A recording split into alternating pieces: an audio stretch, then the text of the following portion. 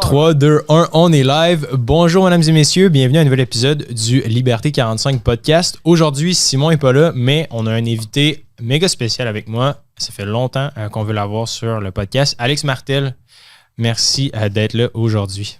Salut, merci de m'avoir invité.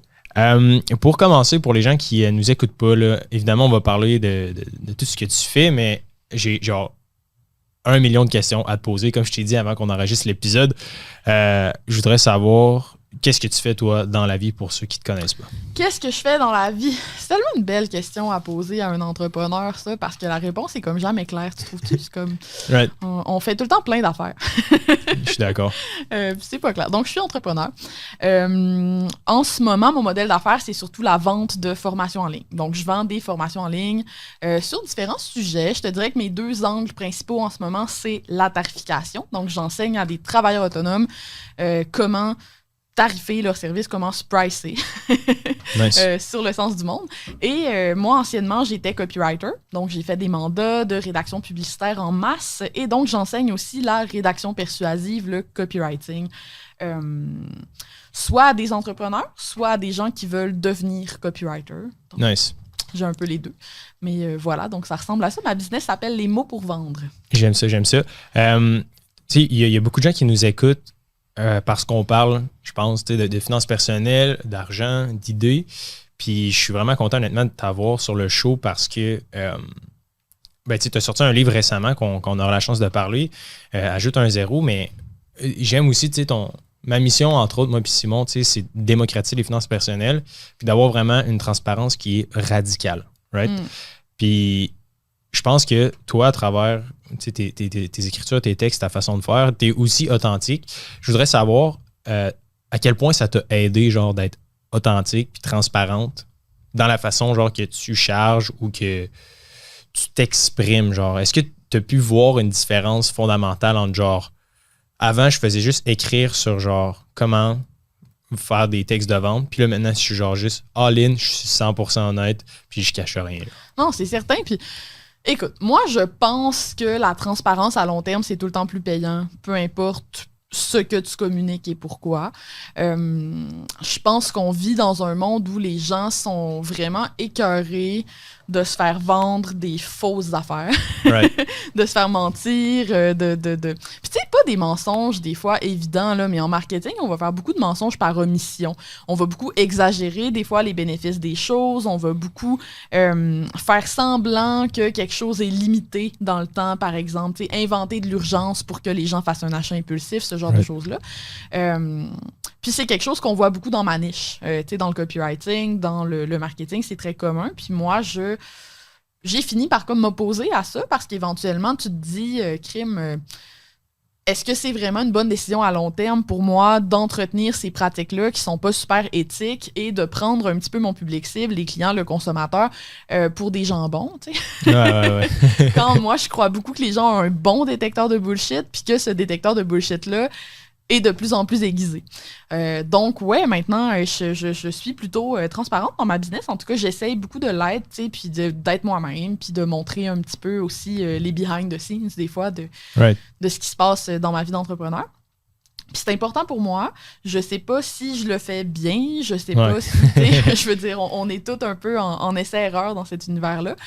Mais en tout cas, ça m'amène des conversations que je suis super contente d'avoir. Puis j'espère en tout cas que ça rend ce que je promets aux gens plus réaliste, puis que comme ça, je vais attirer des gens qui ont une vraie chance de profiter des produits que je vends, puis pas des gens qui les achètent juste impulsivement parce que ça a l'air sexy. T'sais. Ouais, puis tu sais, moi, je le vis là, au quotidiennement, tu sais, avec Liberté 45, bon, tu sais, t'es membre, puis c'est le fun de voir, tu sais, que tu donnes ton opinion aussi là-dessus, parce que j'aime ça, tu sais, quand tu t'exprimes. Puis j'ai l'impression que, surtout en finance, tu sais, il y a énormément de fluff, genre, puis il y a vraiment comme une espèce de nuage, genre, d'un côté, t'as comme l'incompréhension, puis de l'autre côté, t'as genre le brag, entre guillemets, des gens qui sont genre, ils ont une Lambo, genre, puis sont genre, let's make money, genre, mais ce que je me suis rendu compte dans mes recherches, puis à travers comme la communauté qu'on est en train de créer avec les guides, tu sais, c'est que t'as pas besoin d'exagérer, genre, pour comme qu'il y ait des retours fucking intéressants, là. Tu sais, comme par exemple, dans un FNB, tu vas placer ton argent, on en parlait un petit peu avant d'enregistrer le podcast, 10% par année dans un FNB ou dans un robot conseiller, par exemple, sans aucun frais de gestion, mais c'est des gros retours sur investissement à travers le temps. Là. Puis j'ai l'impression que t'as pas besoin genre d'exagérer, puis tu peux juste être honnête, puis ça peut bien fonctionner aussi. Ben genre, oui, puis en fait, si t'es malhonnête, ben peut-être qu'à court terme, ça va te permettre d'embarquer des gens dans ton filet, I guess. Ouais. Mais à long terme, tu vas scraper ta réputation, les gens vont moins te prendre au sérieux. Puis en plus, est-ce que tu es vraiment en train de faire du bien dans l'univers? Dans le monde, j'ai comme pas l'impression. Fait que ouais, je pense que pas mal tous les domaines ont un peu besoin de cette révolution-là en ce moment. Surtout que, comme je te disais, le détecteur de bullshit des gens est de plus en plus sensible, aiguisé. Donc, les espèces de giga-promesses de get rich quick, ça fonctionne comme moins. Non, c'est ça. Puis je me suis rendu compte de ça récemment. Là, là, on est en train de lancer la 2e cohorte du bootcamp. Puis je me disais... Tu sais, je suis pas vraiment quelqu'un en général qui va faire des grosses promesses ou des trucs comme ça, tu sais, mais j'ai l'impression que oui, c'est important de balancer le fait de se faire connaître puis d'avoir certaines promesses, genre, parce que sinon personne va s'intéresser à ce que tu offres, là, genre, tu sais, c'est comme je vends de l'eau flat, genre, tu sais, comme à un moment donné, c'est juste mauvais, mais je voudrais savoir, tu sais, toi, comment tu as fait un petit peu pour te faire connaître au fil des années, là, tu me dis justement que ça fait 3-4 ans maintenant que tu roules ta boule et que tu as commencé à développer ton business. Pour les gens qui voudraient commencer, qui écoutent à la maison, que ce soit d'un point de vue d'un side hustle où ils n'ont pas beaucoup de temps, où est-ce qu'ils pourraient commencer par le web? Ou sur le web plutôt. C'est parce qu'il y a tellement de façons de se faire connaître en 2022 sur Internet. Tu sais, t'as plein de coachs puis plein de gens en marketing super bien intentionnés là, qui vont vouloir te vendre genre la solution qui est leur solution et qui est le truc qui a marché pour eux. Mais moi, je crois beaucoup au fait que tous les humains sont différents, qu'on a tous des forces ou des faiblesses différentes, puis que c'est un peu niaiseux d'aller regarder qu'est-ce que Jean-Chose a fait parce que toi, t'es pas Jean-Chose, puis t'as pas les mêmes forces, puis t'as pas les mêmes faiblesses. Donc moi, par exemple, j'ai une grande force pour l'écriture. Donc, of course que j'ai une infolette qui fonctionne bien. C'est certain, je veux dire, j'aime ça écrire. Ben, j'aime pas tant ça écrire, mais je suis bonne pour écrire. Donc, c'est difficile à écrire. Ouais, c'est vraiment difficile. Fait que c'est un bon moyen pour moi de créer du contenu, puis d'avoir une présence en ligne, puis d'aller chercher de la visibilité. Mais pour d'autres personnes, ça peut être la vidéo. Pour d'autres personnes, ça peut être l'audio. T'as des gens qui vont réussir à se créer une présence en ligne sans jamais montrer leur visage, tu sais, qui créent vraiment un brand qui est séparé d'eux. T'as des gens qui vont beaucoup miser sur le personal branding. C'est mon cas. J'ai beaucoup misé sur moi, finalement, dans ma business. Donc, créer du contenu, me rendre visible le plus possible, participer à des événements, me faire inviter sur des podcasts comme celui-là, c'est toutes des actions qui me permettent d'être plus visible et de vendre mes choses. Mais c'est mon modèle d'affaires à moi qui est fait comme ça.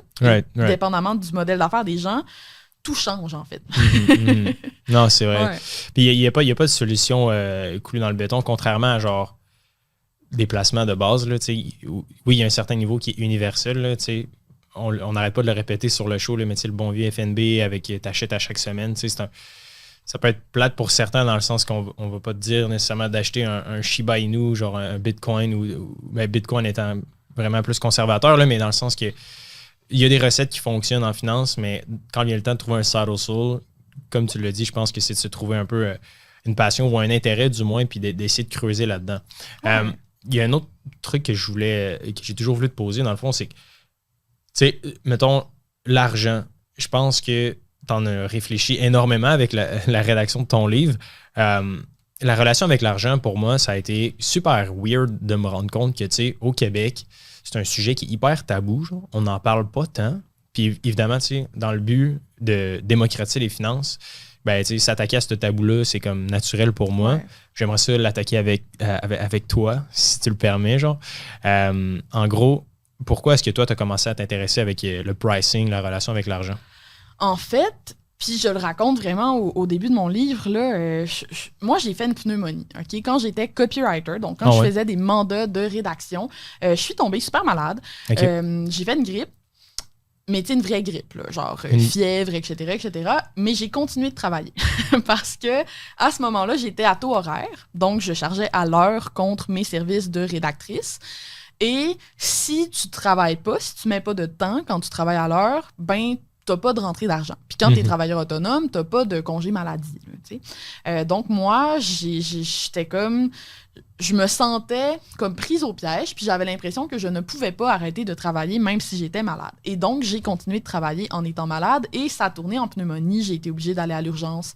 Je me suis fait engueuler, je me rappelle, par le médecin qui était de garde à l'urgence. Ah ouais? Il était roast, genre? Ouais, non, il était pas content. Pourquoi? Parce que t'étais genre sur le seuil de la mort? Parce que j'ai attendu, parce que c'était vraiment idiot. Je faisais tellement de fièvre quand je suis arrivée à l'urgence que quand ils m'ont donné, je pense que c'est par soluté, genre, tu sais, ils te donnent comme l'équivalent de l'acétaminophène, mais comme pour comme baisser ta température rapidement. Puis je me souviens que mes jeans puis mes vêtements étaient mouillés comme si je sortais de la douche. Damn. Tellement la température de mon corps a changé vite puis que je faisais vraiment beaucoup de fièvre. Fait que, à ce point-ci, j'avais trop attendu puis j'étais vraiment maganée. Puis comme de fait, il m'a dit qu'il fallait que je prenne 10 jours de congé ferme. Puis je vais toujours me rappeler, le médecin me regarde puis il me demande qu'est-ce que je fais comme travail, tu sais. Puis j'y réponds, je suis travailleur autonome. Puis le visage qu'il a fait à ce moment-là, c'était comme si c'était une condamnation qu'il me donnait, là, parce que lui, il se disait dans sa tête, bon, elle pourra pas prendre congé, etc., vu que j'étais travailleur autonome. Puis là, ouais, j'ai comme été obligée d'arrêter. Puis on dirait que cet événement-là m'a tellement fait réaliser, pourquoi tu te lances en affaires? T'sais, pourquoi tu deviens travailleur autonome? Pourquoi tu vas à ton compte? Ben, crime pour avoir du temps. Souvent. Tu sais, c'est vraiment ça. Tu t'imagines une vie où tu es libre de ton temps puis que tu peux travailler quand tu veux, où tu veux, whatever, surtout quand tu es en ligne. Tu sais, c'est vraiment l'espèce de vision idéaliste qu'on a du travail autonome. Puis là, de réaliser qu'à ce moment-là, ça faisait déjà quelques années, mettons 1 an ou 2, genre que j'essayais de faire de l'argent en tant que copywriter. Puis là, de réaliser que je suis pas pantoute dans mon idéal en ce moment. Là. Je suis malade, je me force à travailler quand je suis malade, j'en fais une pneumonie. Je suis encore à taux horaire. Si je veux atteindre mes objectifs financiers, c'est rendu que je travaille les soirs, les fins de semaine. Là, je me suis dit, il y a quelque chose qui va pas. Right. Il y a un bug. Puis moi, quand il y a quelque chose qui va pas dans ma vie, j'appelle ça le syndrome Hermione Granger, mais comme je cherche dans les livres, tu sais, je me mets comme en mode recherche, tu sais, je vais sur Google, là, pour vrai. C'est vraiment comme ça que je solutionne les problèmes dans ma vie. Je suis très autodidacte, j'aime ça. Donc là, je me suis mis à googler, tu sais, je voyais qu'il fallait que je fasse moins d'heures, puis que j'augmente mon revenu. Okay. Le taux horaire, rendu là, je commençais à catcher que ça faisait pas de sens parce que j'arrêtais pas de l'augmenter puis ça réglait pas mon problème. Right. Donc, je me suis mise à lire sur comment je peux changer ma tarification. Et c'est là que je suis tombée sur le sujet de mon livre qui est la tarification à la valeur. Puis ça a transformé ma business. Ben raide, là, complètement. C'est quand même fascinant parce que je pense que, évidemment, il y a toujours une espèce de schisme qui se crée entre OK, je suis payé à l'heure, ce qui est totalement genre parfait pour comme 95% de la société, là, dans le sens qu'il y a vraiment des avantages fantastiques à être payé de l'heure, genre, puis d'avoir une sécurité. Genre. Mais c'est sûr que de passer de genre travailleur autonome à, tu sais, je suis payé par acte et par projet, je pense que ça, c'est vraiment genre 10x tes opportunités, là, parce que tu sais, en tant que travailleur autonome, anyways, t'en as pas de sécurité. Là. Genre, exactement. À la base, t'as déjà pas de sécurité si tu travailles pas pour un employeur. Genre. T'es comme dans le pire, ben pas le pire, là, mais genre t'es comme dans un drôle d'endroit entre genre, t'as pas les avantages puis les atouts genre d'une personne qui a un projet, là, un entrepreneur, versus, mais t'es pas non plus un salarié qui a des bonnes sécurités, des bonnes conditions. Fait que t'es comme dans le no man's land, genre directement en train de prendre les bullets puis genre les boulets de canon. Genre. Non, c'est vraiment... Puis il y a beaucoup de travailleurs autonomes à cause de ça qui finissent épuisés, tu sais, puis qui finissent par surprendre une job. Là. Moi, je me rappelle qu'à cette période-là de ma vie, quand j'atteignais le stade final du désespoir, là, c'était pas rare que le soir, j'allais sur genre Grenier puis ces affaires-là, checker les jobs en agence. Là. Charlotte Grenier. Charlotte Grenier. Puis ajoute un 0. Fait que je l'ai pas encore lu. Je vais avoir la chance de le lire. D'ailleurs, guys, si ça vous intéresse, à la fin de l'épisode, on va faire tirer 3 copies. Fait que restez jusqu'à la fin, on va vous dire comment participer. Honnêtement, si vous voulez faire plus de cash, ben lisez le livre. That's it. Right? Ouais, toutes les personnes qui font du travail autonome, qui font quelque chose à leur compte, que ce soit un side hustle ou ton projet principal, ça vaut la peine que ce soit bien pricé, que tes prix soient fixés sur le sens du monde. Right. Parce que c'est ça, tu sais, moi, pour être honnête, je n'ai fait pendant un petit bout de temps du freelance en tant que rédacteur. Puis c'est vraiment difficile de trouver un prix. Genre, tu sais, c'est quoi ma valeur? OK? Puis combien je vaux, genre. Puis je pense que c'est intéressant, pas juste pour les gens qui sont dans le monde des affaires, mais absolument n'importe qui pour absolument n'importe quoi. Puis je m'explique pourquoi je pense que c'est intéressant. C'est que, tu sais, l'action que tu vas faire, tu vas laver ta vaisselle, tu vas passer le balai, tu vas aller chez un ami, tu sais, dans le sens que je dis pas de mettre un prix sur absolument tout, mais juste pour mettre la vie un petit peu en perspective. Puis selon toi, qu'est-ce qui vaut vraiment la peine d'être vécu? Ben, tu sais, c'est peut-être de passer du temps avec ta famille, tes enfants, ou de faire le tour du monde, tu sais. Fait que si après ça, tu es capable de mettre une échelle de priorité sur OK, passer du temps avec ma famille, je paierais 10 000 $ par jour pour juste pouvoir voir mes enfants grandir. Tu sais. Mais là, après ça, tu vas peut-être créer un système puis une architecture de vie qui va être en adéquation avec ce que tu veux vraiment, right? Fait que je voudrais savoir, tu sais, Alex, ajouter un zéro, comment tu fais pour pricer un service, genre? All right. Mais c'est la réponse, c'est la question à laquelle je réponds dans le livre. Puis, tu sais, moi, je suis pas fiscaliste, je suis pas comptable, Ouais. je suis rien de tout ça, OK? La méthodologie que j'enseigne dans Ajoute un zéro, c'est pas moi qui l'ai inventée. C'est la réponse sur laquelle je suis tombée quand j'étais désespérée après ma pneumonie pour moi-même, OK? En fait, ce qui est arrivé, c'est que je suis tombée sur le value-based pricing, qui est une méthode de tarification qui est vraiment connue. Là, c'est enseigné au MBA depuis plusieurs années. C'est vraiment... Tout le monde dans des grosses entreprises connaît ça. Le problème, c'est que le value-based pricing, quand c'est expliqué à des travailleurs autonomes, ça vient jamais avec la méthode. C'est-à-dire que les gens vont te dire « assume ta valeur ». Charge au résultat ou à la valeur plutôt que charger à l'heure. Mais personne t'explique comment faire. C'est quoi le chemin, finalement? Y a-tu un calcul? Y a-tu une méthode en arrière de ça? Ou c'est juste genre, je pense que ma valeur, c'est ça. Auquel cas, moi, ça me satisfait pas. Parce que j'ai un côté vraiment pragmatique / scientifique.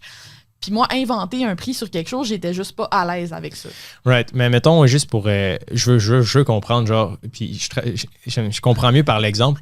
Exemple que je suis un peintre. Genre, je suis un peintre et je vais peinturer ton visage, genre. OK? Puis là, je veux pricer ça. Genre, combien tu me charges pour une peinture de ma face, genre? Fait que là, le value-based pricing, fait que essentiellement, genre, c'est quoi le next step dans le fond? Je sais pas si... Ouais, on va y aller. On va y aller dans l'ordre que les trucs sont dans le livre, OK? Fait que premier step, si tu veux déterminer c'est quoi la valeur, ben, il faut que tu comprennes c'est quoi les différentes définitions qu'on a du mot valeur. OK. La valeur, c'est polysémique en français. Ça veut dire que c'est un mot qui a plein de sens. OK? Ça fait que quand on en parle, c'est jamais fucking clair parce que tout le monde dit valeur comme quelque chose qui veut dire quelque chose de différent. La valeur, tu as la valeur monétaire d'une chose, qui est le prix que tu as fixé à une affaire. Tu as aussi la valeur dans le sens comment tu estimes quelque chose, l'importance que toi, tu accordes à quelque chose, n'est-ce pas? Okay. Ça, c'est la valeur qui nous intéresse en pricing de valeur en premier. On veut savoir c'est quelle importance les gens accordent à mon service. Right. Okay? Ce que ça veut dire, ça, puis c'est super important, c'est que la valeur est variable d'une personne à l'autre. La valeur, elle est dans les yeux de celui qui regarde. Elle n'est pas dans ton produit. Elle est dans la personne qui regarde ton produit. Si on prend mon livre, un travailleur autonome qui regarde mon livre a beaucoup de valeur pour lui. Il peut changer sa vie. Quelqu'un qui est salarié regarde mon livre, il lui accordera pas la même valeur. Je donne aussi souvent l'exemple de ma machine à café parce que moi, j'ai une machine à café à genre 3000 $. OK? J'adore le café. Je suis passionnée d'espresso. T'en bois combien par jour? J'ai un problème. Je peux juste en boire un par jour. Sinon, ça va pas bien. Mais, tu sais, j'adore ça. Mais mes parents qui tripent sur le café de Tim Hortons, ben, crime, quand ils savent, tu sais, quand tu leur dis ils se vendent des machines à café à 3000 $, ils trouvent ça aberrant. Ils voient pas la valeur. Tu comprends? Fait que ça, c'est la première étape, c'est de déterminer tu prices pour qui. OK. Pour qui tu es en train de fixer le prix. Parce que tu ne peux pas fixer un prix qui va convenir à tout le monde puis qui va correspondre à la valeur que tout le monde accorde à ton produit ou ton service. Ce prix-là n'existe pas. La valeur des choses est dans les yeux de la personne qui regarde. Donc, en entrepreneuriat, ça, on appelle ça un persona ou un client idéal. Il va falloir que tu détermines à qui tu t'adresses, c'est qui ton marché. Right. C'est vraiment la première étape. Si quelqu'un n'a pas fait ça, impossible d'appliquer le reste de la méthodologie. Ça ne se peut pas. Parce que là, tu ne sauras pas c'est quoi la valeur, en fait. C'est impossible d'identifier c'est quoi la valeur d'une chose si tu ne sais pas qui est en train de regarder la chose. Ouais. C'est quand même fucking intéressant dans le sens que, genre, moi, personnellement, j'ai vraiment de la difficulté quand les gens parlent de concept, comme toujours un personnage. Dès que j'entends ce mot-là, je suis genre, tabarnak, genre, pas encore. tu sais, ou, Pas encore un maudit client idéal. ouais, ou genre entrepreneur. Je suis comme, ce mot-là, genre, tu sais. Puis, je sais pas pourquoi, là, c'est juste, ça rentre dans ma tête, c'est bizarre, mais t'as raison. Puis je pense que ça fait vraiment plus de sens de la façon que tu l'expliques. Parce que, tu sais, moi, tu sais, dans le fond, dans les marchés boursiers, là, ce que tu viens d'expliquer, là, c'est un phénomène qui est genre vraiment plus générique que les gens pensent. Tu sais, tu as comme les métriques fondamentaux, genre. Fait que ce qu'on appelle, c'est un DCF. Fait que c'est là que tu vas faire vraiment une valorisation de l'entreprise. Fait que là, tu vas prendre, exemple, leur EBITDA. Fait que c'est genre leur profit, le ratio, mettons, de vente puis de profit qu'ils font. Puis après ça, tu dis sur 5 ans, avec le taux d'inflation, si on a des marges de crédit, ben, tu sais, ça, c'est des pertes. Bref, fait que là, tu fais tous tes calculs-là, à la fin, tu utilises aussi les multiples EBITDA, genre, fait que tout dépendant de leur catégorie d'entreprise, exemple, genre Tesla, leur multiple, c'est genre, mettons, x26 parce que c'est une entreprise tech. Là. Pour ceux-là qui écoutent, là, j'ai dit à peu près comme n'importe quoi, là, dans le sens que c'est pas des chiffres fondés, mais vous comprenez le principe. Là, tu fais la grosse analyse d'entreprise, puis là, tu arrives à une certaine valeur. Tu te dis, alright, le prix de l'action de Tesla, ça vaut 1500 sur papier. Genre. Puis là, tu vas voir le prix du marché. Et en ce moment, il est genre à 1100 au moment où on enregistre l'épisode. Puis tu te rends compte que le marché boursier n'est vraiment pas rationnel. Genre. Non. Il est aucunement rationnel. Puis c'est vraiment un univers de croyances puis de genre d'influence. Là. Puis ce qui est fou avec ce que tu parles, puis pourquoi j'étais excité à l'idée que tu viennes sur le podcast, c'est justement le fait que tu sais, le pricing, que ce soit un service, mais tu sais, le pricing d'une action, c'est la même affaire, right? Ouais. C'est genre, quelle valeur tu lui donnes à tes yeux? Quelle valeur t'accordes aux choses? Tu sais, moi, mettons, je suis un technologue, je suis un enthousiasme envers la technologie. T'sais. Moi, je crois vraiment que la technologie va nous aider à avancer. Oui, ça nous a mis dans le pétrin où ce qu'on est actuellement, genre, entre guillemets, mais ça reste que c'est toujours qu'est-ce qu'on fait avec la technologie, right? Puis là, tu sais, mettons, moi, je vais voir des actions comme Tesla, puis je me dis, clairement, ça vaut vraiment plus que le prix actuel. Tu sais, tu compares à GM ou à genre à Ford, qui ont genre un modèle d'affaires hyper archaïque, qui ont genre aucune donnée. Puis tu as Tesla qui ont collecté des gigatrillions de données de conduite, genre, puis ils ont une avance incommensurable sur toute la compétition. Puis ils ont des usines qui produisent pas mal plus. Puis je suis comme. Puis il y a encore plein de gens qui disent que tu sais, Tesla, ça va pas marcher et tout. Puis à chaque fois, genre, ils réussissent à battre les prévisions de production, tu sais. Puis je suis comme, mais tu sais, pourquoi l'action a chute, puis tu sais, pourquoi est-ce qu'elle n'est pas à 1500 $, parce que sur papier, c'est vraiment genre, un value base, là, tu fais vraiment genre valoriser l'entreprise, puis ça vaut ça par action. T'sais. Fait que comment tu fais pour dealer après ça? T'sais? Là, je comprends d'un point de vue de ton marchand, de ton client, il faut que tu te mettes dans ses souliers, puis tu dises, OK, à ses yeux, combien ça vaut? Genre. Exactement. Puis là, tu as un processus pour ça. C'est ça qui est intéressant. OK, parce que c'est ça, j'avais une question. Genre... Moi, it's not enough là, for me. Tu comprends? Moi là, pragmatique, la fille. Là. Genre, je vais pas, OK, fine, c'est cool, là, la valeur est dans les yeux de celui qui regarde, bien intéressant, puis tout, mais genre, comment je fais pour mettre un prix dessus? Right. C'est quoi après ça? Ben, une fois que tu as identifié à qui t'apportes de la valeur, il y a une autre étape.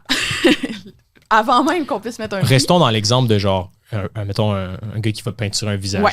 Puis c'est quand même difficile, celui-là, hein, parce que... OK, ben un exemple simple, mettons, parce que dépendamment, ben, on pourrait prendre un photographe, mettons. OK, un photographe. À l'aise, j'en parle beaucoup des photographes dans mon livre, mais parce que c'est un bon exemple de travail qui peut être vraiment dévalué. Tu sais, mon cellulaire prend des bonnes photos. Mettons là, que t'es photographe, puis que tu as identifié, on va décider que moi, je suis un photographe puis que je fais du corpo. Okay? Souvent, les photographes font plein d'affaires. Mais là, ce que je veux pricer, c'est mes portraits corporatifs. Okay? Ben là, il faut que je me demande, c'est qui mon client idéal? À qui je veux vendre ces portraits corporatifs-là? Si ton portrait corporatif, tu le vends à une grosse compagnie qui met les photos de ses employés sur leur page de service sur leur site, s'en foutent probablement un peu de leur portrait corporatif. Ouais. C'est pas beaucoup de valeur à leurs yeux, right? C'est comme, ils veulent de quoi de pro, mais tu sais, moins cher, ça va être, mieux ça va être. Versus quelqu'un qui, comme moi, fait du personal branding, ben probablement qu'Alexandra Martel, elle aimerait ça que ses photos montrent sa personnalité, peut-être qu'elle voudrait faire des trucs un peu plus conceptuels, un peu plus colorés, un peu, tu sais, là, tu vas accorder un peu plus d'importance quand t'es ce genre de client-là, au processus artistique en arrière de la photo. Right. Fait que là, on va faire comme si on avait décidé que le client idéal, c'était moi. Okay? Moi, je suis le client idéal de cette personne-là. Ben là, il faut que la personne identifie c'est quoi la valeur qu'elle peut m'apporter. Ça, c'est du copywriting, carrément. Donc là, tu vas te demander comment je peux rendre le plus possible la valeur que moi je peux apporter à Alexandra Martel perçue, visible. Puis ça, c'est une autre distinction que je fais dans mon livre. Tu as la valeur réelle des choses, puis tu as la valeur qui est perçue par ton client idéal. Je te donne un exemple. Tu connais la technologie. Tu m'as dit que tu étais un gars de techno. Le lecteur MP3, okay, qui est rendu passé date. On s'en fout maintenant des lecteurs MP3, mais il n'y a pas si longtemps, c'était toute une avancée technologique. Puis les premières compagnies qui ont essayé de commercialiser des lecteurs MP3 ont échoué lamentablement. OK? Ça ne marchait pas du tout. Tu n'étais pas capable d'en vendre. Puis c'est quand même curieux parce que quand tu regardes ça, à l'époque, on se promenait avec des gros Discman, c'était vraiment de la merde. On avait des cartables à CD dans lesquels on traînait nos CD, c'était tellement pas pratique. La valeur réelle qu'avoir un mini lecteur MP3 que toute ta musique rentre dedans, ce que ça apporte dans ta vie comme valeur, c'est gigantesque, on s'entend? Puis pourtant, ils n'étaient pas capables de les vendre, leurs foutus lecteurs MP3. Puis pourquoi ils n'étaient pas capables de les vendre? Parce que quand ils communiquaient sur c'était quoi un lecteur MP3, ben ils appelaient ça un lecteur MP3. Le monde ne savait même pas c'était quoi un MP3. 2, ils commençaient à dire, je sais pas moi, il y a tant de kilo-octets ou de méga-octets à l'époque, I guess, d'espace disponible, tu sais, des affaires comme ça. Puis là, le public cible du lecteur MP3, qui était souvent ma mère à cette époque-là, tu sais, moi j'étais adolescente quand ça a été commercialisé, ben comprenait zéro ce que ça voulait dire. Et donc, même si la valeur réelle était là, ils l'achetaient pas, ils comprenaient pas c'est quoi que ça allait apporter dans sa vie. Apple, quand ils ont commercialisé le iPod, ils ont fait une pub extraordinaire qui était 1000 chansons dans votre poche. Bam! La valeur devient perçue par le client. Et puis c'est plus juste qu'elle existe, c'est que tu l'as rendue tangible, perçue, visible, tu sais, pour ta clientèle. Fait que la première étape, c'est de faire comme un inventaire de ta valeur, puis de la rendre la plus communicable possible à ton client, de rendre ça sexy. T'sais. Une fois que tu as fait ça, là, on va faire un calcul. Là, c'est intéressant parce que dans le vrai value-based pricing, l'idée du pricing de valeur, OK, c'est qu'au lieu de te demander... Tu sais, la méthode là, la plus enseignée en entrepreneuriat pour fixer tes prix, c'est le cost plus. Okay. Le cost plus. Okay. C'est une méthode comptable. Puis, le but derrière le cost plus, c'est de calculer combien ça te coûte créer ton produit ou livrer ton service. Si on reprend notre photographe, combien ça te coûte ton équipement, c'est quoi tes frais fixes, etc., etc., etc. T'ajoutes à ça une marge de profit, tu fais ton prix comme ça. Okay? Ça fait que tu bases ton prix sur un peu ton style de vie puis tout le kit. En pricing de valeur, tu revires ça de bord. Tu te demandes, c'est quoi la valeur que je peux apporter? Après, tu identifies, c'est quoi le prix que les gens sont prêts à payer pour cette valeur-là?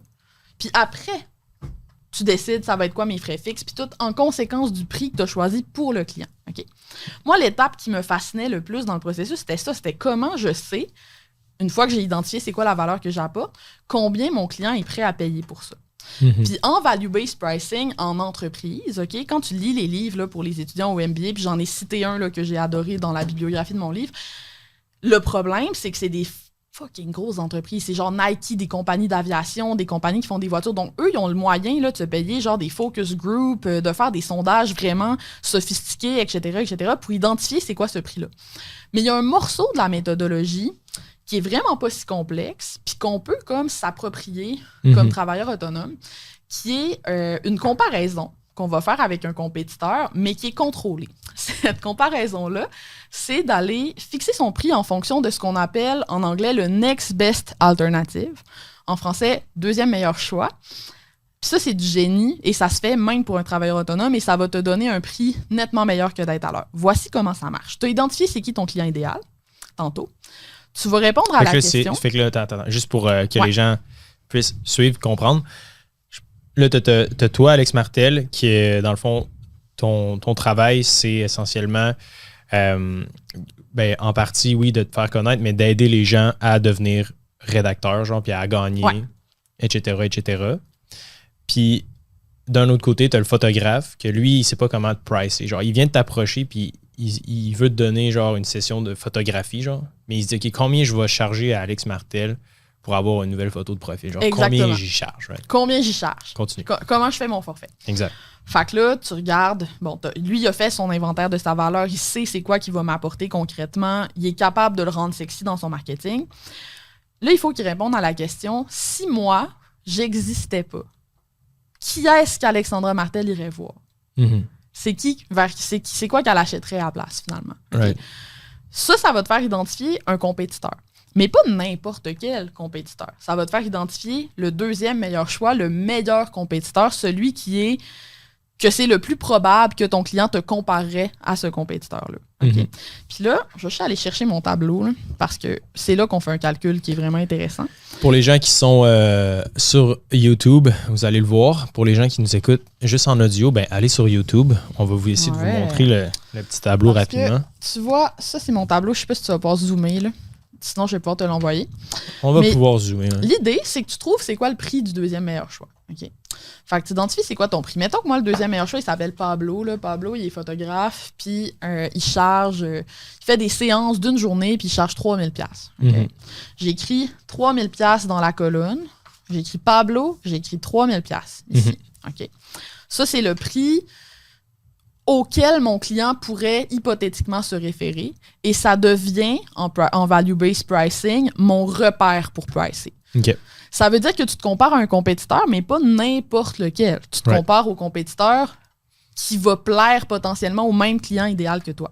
Là, ce que tu vas faire, puis là, c'est là qu'il y a du bon jugement et de l'intuition un peu qui rentre en jeu, c'est que tu vas comparer ta valeur avec celle du deuxième meilleur choix. OK. Fait que tu vas aller voir c'est quoi la valeur que Pablo communique à ses clients. Fait que si tu sais, là, si toi, tu as fait de l'espionnage industriel, genre, puis tu le sais que Pablo, il a de l'équipement vraiment plus haut que toi, puis qu'on s'en fout, ça ne compte pas si ce n'est pas écrit dans son marketing.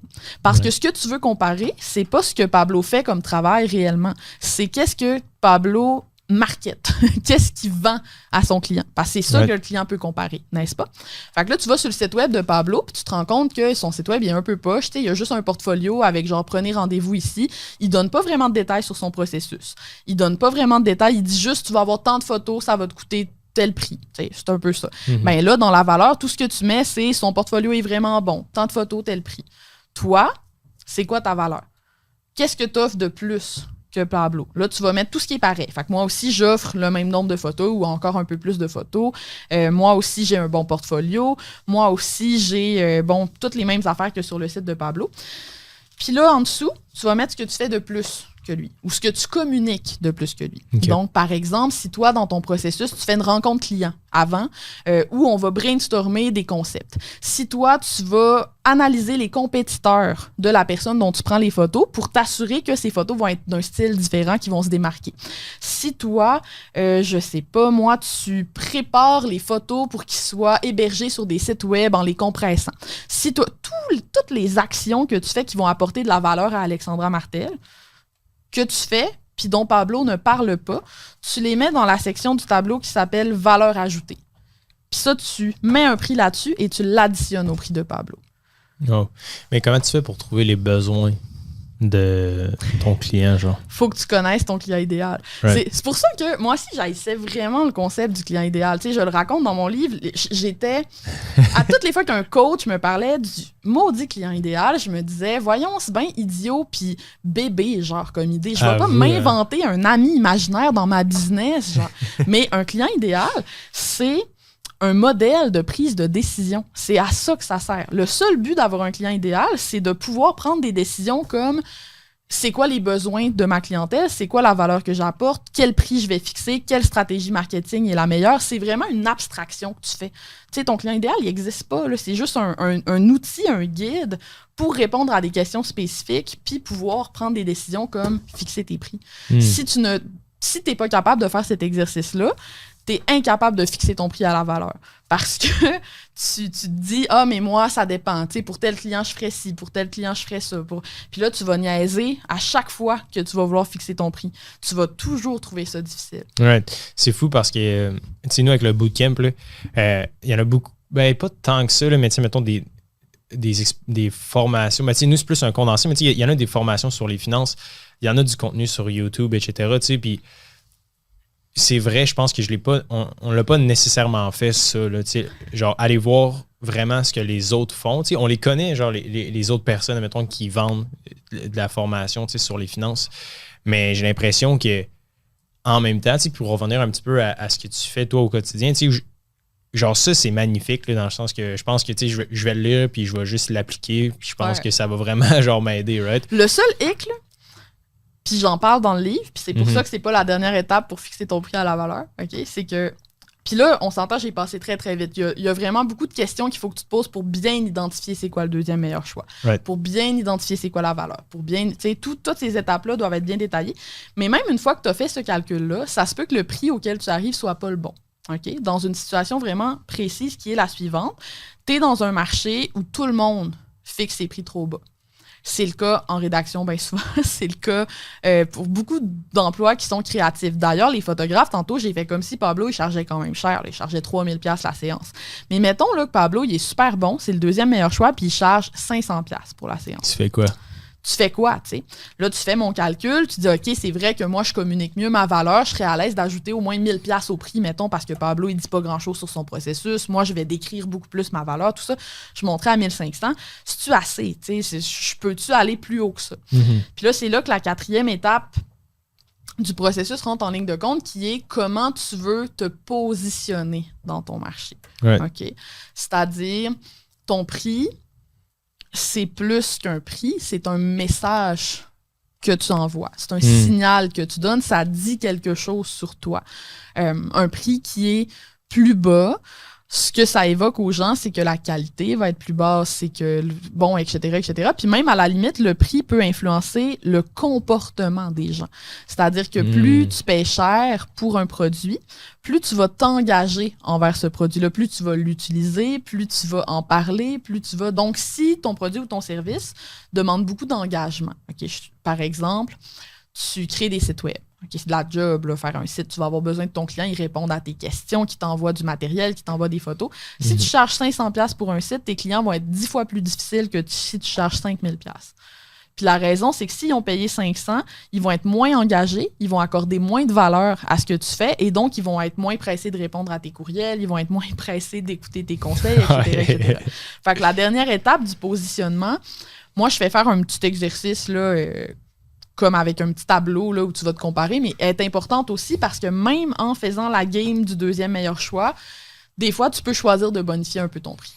C'est crazy parce que, tu sais, nous, admettons, avec le bootcamp des finances, tu sais, pour la création, on a juste acheté, tu sais, tout ce qu'il y avait, genre. Fait qu'on a acheté comme, tu sais, on a lu tous les livres, on a acheté toutes les formations, puis on a condensé ça en 10 modules, tu sais, puis la mission de Liberté 45 et toute l'équipe veut pas, c'est de démocratiser les finances. Fait que il y a toujours un petit peu le débat interne de genre, tu sais, pourquoi on fait juste pas ça gratuitement. Mais le problème avec ça, c'est que si on fait le bootcamp gratuit, on le sait que les gens le suivront pas, genre.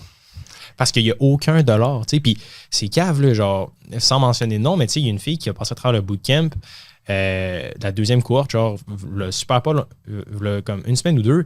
Puis tu sais, elle me disait que elle a quelques dizaines de milliers de dollars de placés en bourse. Puis, tu sais, genre, en fucking une semaine, là, elle a genre doublé son investissement avec le bootcamp. Tu sais, fait que c'est comme, genre, dans le sens qu'on pourrait charger, on pourrait ajouter 1 ou 2 zéros, mais je sais comme pas où positionner ça parce qu'en même temps, le problème des finances, puis j'aimerais savoir ton opinion, tu sais, c'est que c'est difficile de faire confiance en finance parce qu'il y a eu vraiment, par le passé, il y a eu vraiment beaucoup de, pas de propagande, mais tu sais, j'ai l'impression qu'on veut que ça ait l'air compliqué pour que les gens fassent confiance à des professionnels. Genre. Mais le problème avec ça, puis quand souvent une personne utilise un langage qui est compliqué, genre, puis qui te donne mal à la tête, la plupart du temps, c'est de un, la personne, elle connaît probablement pas très bien son sujet si elle n'est pas capable de le vulgariser comme tu le fais. Je suis 100% d'accord. Right? Ouais. Puis, moi, j'ai toujours peur quand quelqu'un utilise un langage super compliqué dans le sens que, pas parce que je suis abruti, genre, c'est juste que je me dis, waouh, cette personne-là, c'est pas de quoi elle parle. Si elle utilise des mots genre longs de même, puis que ça fait aucun sens son explication, je suis comme, wow, est-ce que tu peux m'expliquer ça comme si j'avais 5 ans et demi, genre? Puis là, je vais savoir si la personne connaît vraiment son sujet. T'sais, clairement, c'est une bonne démonstration de ce que tu viens de me dire avec ton livre, mais comment tu fais pour, mettons, à ma place, là, genre juste pour le fun puis l'expérience, est-ce que tu ajouterais un zéro? En ce moment, le bootcamp qui coûte 508$. Puis c'est drôle parce que quand on est en train de créer le bootcamp, je t'avais demandé ton avis, genre j'étais comme, ah Alex, est-ce mieux de faire ça à 4,95 ou 508$, genre? Là, j'étais genre, c'est quoi le best, genre, est-ce que, parce que je savais que tu étais en train d'écrire ton ouvrage, puis j'étais comme, ah fuck, genre, tu elle doit le savoir, puis tout, puis c'était le fun, tu étais super honnête, tu me disais, il y a vraiment beaucoup d'ambiguïté quand même à travers toutes tes recherches. Ouais, en fait, il n'y a aucune sais, les études sur les 95, 97, 99, il n'y a aucune conclusion scientifique claire là-dessus. C'est de la bullshit, genre, mettons 4,99 au lieu de 5 pièces. Tu vas plus acheter cela à 4,99? Je pense que oui, ça fonctionne, mais le problème, c'est que les études sur le sujet que moi, j'ai trouvé, en tout cas, ça se passait beaucoup dans des magasins de commerce de détail ou des trucs comme ça, fait que c'est pas nécessairement le même contexte. Puis il y a même de la littérature qui suggère que finir un truc comme les chiffres ronds, mettons, dans certains contextes, vont être préférés par le consommateur, puis dans d'autres contextes, non.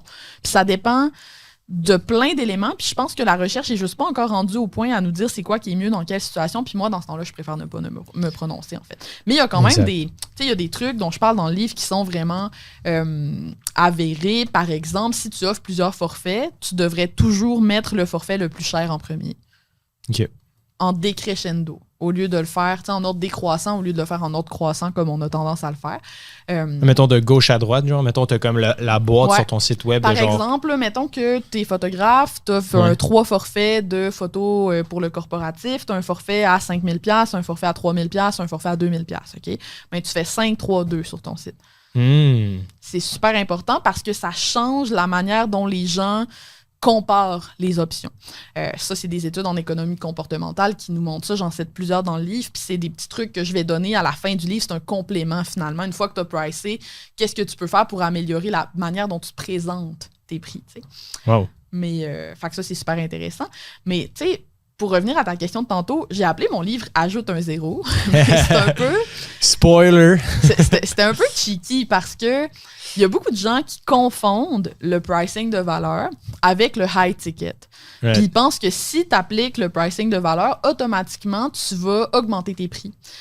Puis c'est complètement faux. En fait, tu peux même arriver à la conclusion contraire. Imagine, tu te compares à ton deuxième meilleur choix, puis tu réalises que le deuxième meilleur choix, il apporte plus de valeur que toi. C'est juste un fait, il apporte plus de valeur que toi. Si tu écoutes la méthodologie, tu devrais mettre un prix plus bas sur ton produit. Puis rendu là, c'est beaucoup une question de comment tu construis ton écosystème de prix. C'est qui ton client idéal? Je vais te donner un exemple que les Canadiens vont reconnaître tout de suite. Mettons, Fils Vidéotron, Koudou TELUS. Koudou TELUS, ça appartient, même entité. Fils Vidéotron, même entité. Ils vendent la même chose, des forfaits cellulaires. Pourtant, tu as des compagnies Fils puis Koudou qui vont avoir des prix plus bas, avec un branding vraiment plus jeune, vraiment plus funky, etc., etc.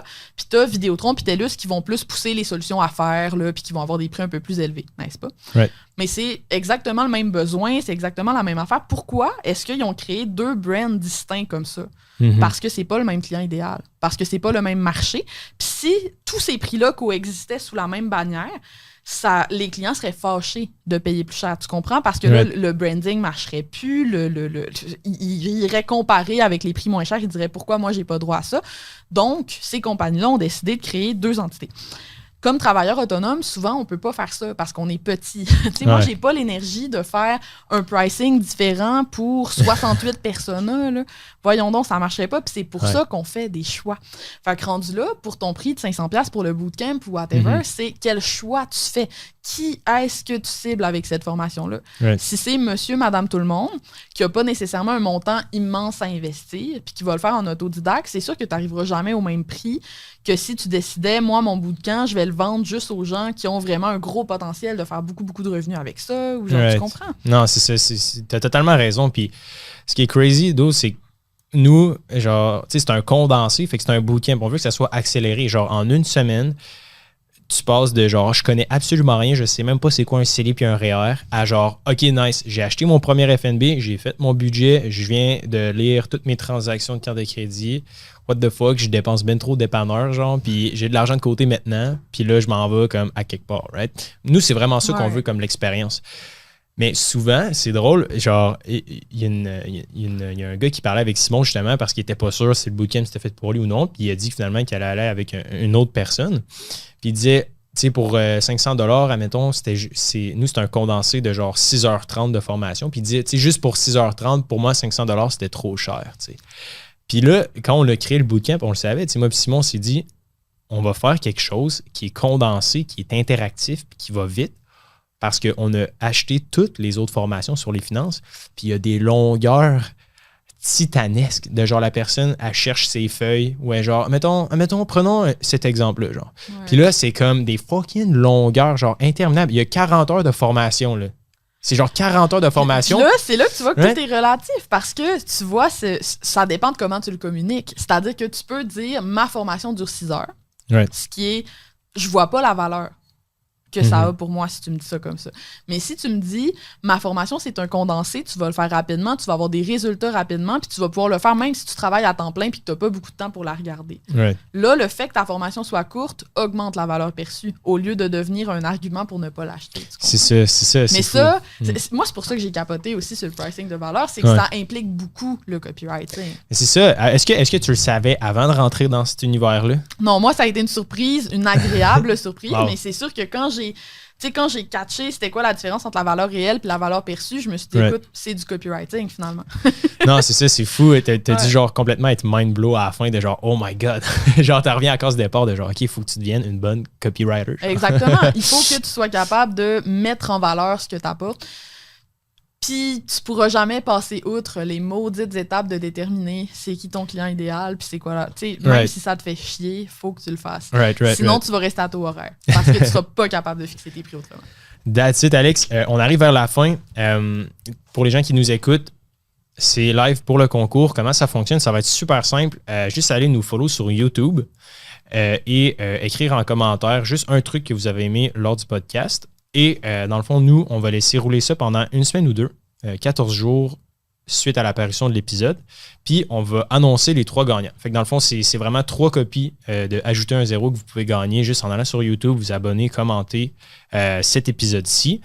Puis, voilà, c'est pas plus compliqué que ça. Alex, merci infiniment d'avoir été là en espérant te revoir dans le futur sur le podcast. Si jamais vous avez des questions, guys, n'hésitez pas à nous contacter sur liberté45.com. En bas à droite, il y a un petit chat Messenger. Moi et Simon, on est toujours en ligne. On va pouvoir là, vous répondre. Alex, en terminant, si les gens veulent en savoir un petit peu plus sur toi, ce que tu fais, où est-ce qu'ils pourraient aller?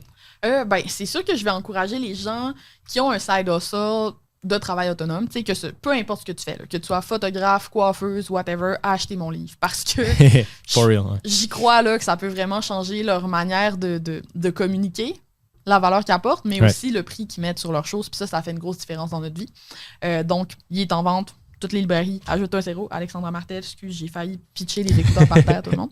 Mais voilà. Puis sinon, je suis très active sur LinkedIn, donc Alexandra Martel sur LinkedIn et sur Instagram, Alex E. Martel. Ouais. Super, guys. On va mettre tous les liens de l'épisode sur le podcast, aussi dans la description sur YouTube. Fait que vous allez pouvoir aller jeter un coup d'œil, le lien vers le livre aussi et le site d'Alex. Pour les gens à la maison, on vous remercie beaucoup de nous avoir écoutés. Et on se dit à mercredi prochain. Ciao.